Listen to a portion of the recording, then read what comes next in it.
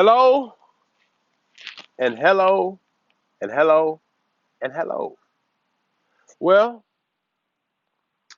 I decided to come to the park and enjoy the amazing scenery.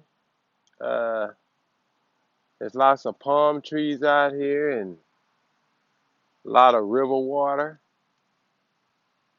turtles, and you know what comes with that nature, and a breath of fresh air.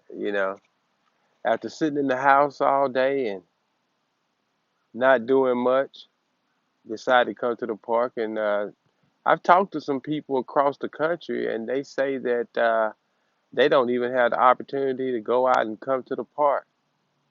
So for as long as this lasts, then I'm going to come out and get some fresh air and enjoy the weather. As you noticed, I got this book in front of me, Memos to America. And the reason that I brought this book out with me today is because I want to share what I've written, because I think it is a testament to the times. And the Bible, most of us have read that, and we may become bored with reading it sometimes.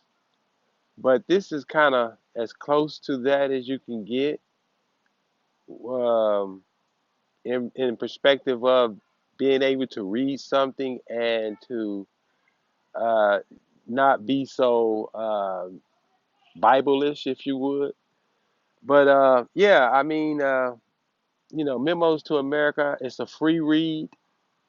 I would suggest that if you don't have anything else to do, read it, because it's coming from a college uh, kid who was in school. And while he was in school, he had to have a conversation with God. Like, during all of our journeys, we often talk to God along the way. So did this college student that's in this book, that's narrating this book. It's a college, and I put myself in the book as the college student, and kind of included some of my own experiences into the whole narrative of the book. So yeah, I mean, from that perspective, I found it interesting, and you may find it interesting too. So Memos to America, okay? All right. Now what we're gonna do is we're gonna go into the book, and I'll just kind of read to you, since I'm out here in the park. I mean, I'll read to you a little bit about what I got in here. All right, let's start with the content.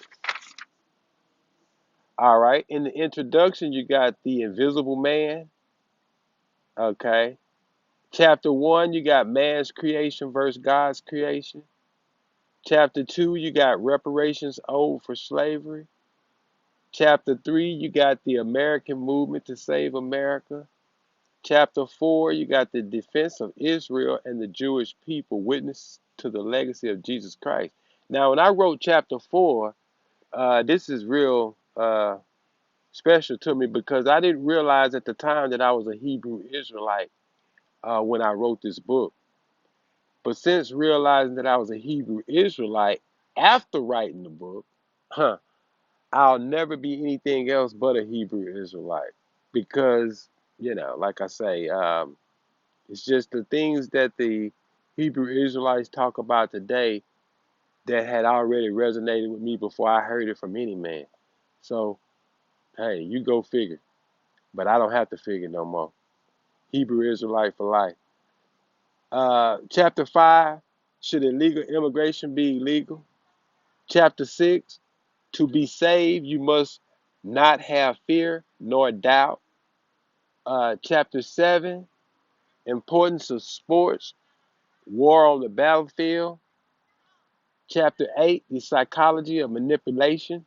And the psychology of manipulation is really a chapter you really need to read, because there's a lot of manipulation going on around here. And I definitely think this will give you insight to how you are being manipulated, and and I tried to be as basic as I could because I didn't use language that would be particularly associated with college. I tried to, use language that would be more uh, uh, understood by everyday common people. Because you read a lot of books, and the books are, they speak in a language that's, if you hadn't went to college, you may not understand what they're saying because of some of the words that they use. So I tried not to use those type of words that are not considered everyday words. So with the psychology of manipulation, it should come plain, should come clear, but you got to look at it to see what I'm talking about. And chapter 9, I got loose pants, tight pants. And chapter 10 talks about fornicators, whores, sluts, and prostitutes. Chapter 11 talks about God's healing power versus man's medicine. Chapter 12 talks about the white man vindicated in America uh, in so many ways. Just read it and see what I'm talking about when I talk about that. Chapter 13, importance of a black president of the United States of America. And keep in mind, I started writing this book in 2008, and this is now 2020. And so, for the most part, uh, my thoughts are still the same as when I began writing this book as they are now. And but chapter 13, nah. It talks about the importance of a president. The importance of a president, that's still true. But I did have some things that I changed in chapter 13 about it, as far as my perspective on uh, how I wrote that chapter. But this is Memos to America. I think you should go out there and get it because it is really something that we need to consider coming out of this so-called crisis that we're in. Uh, I don't know, like they said, it's 37,000 people a year died of flu. So far in America, we only have about 500 deaths. Not to undermine death or anything like that in no shape, form, or fashion, but the reality is the reality, and the data don't lie. Hey, I'm not gonna get into that because if you hadn't, most of you, if you're not up to date and you hadn't understood your social ills, if you hadn't understood your social ills in America, then you got more to come, and it's gonna keep coming. And this coming from a Hebrew Israelite trying to bring you light, because in truth and matter, it was we Hebrew Israelites that was intended to bring light to the world in the first place. And if you ask me, America wasn't great until 1965, but it wasn't great until 1970 to 1985 because it takes a little while to put laws into place. And you heard it here first from Fred X. Peace out.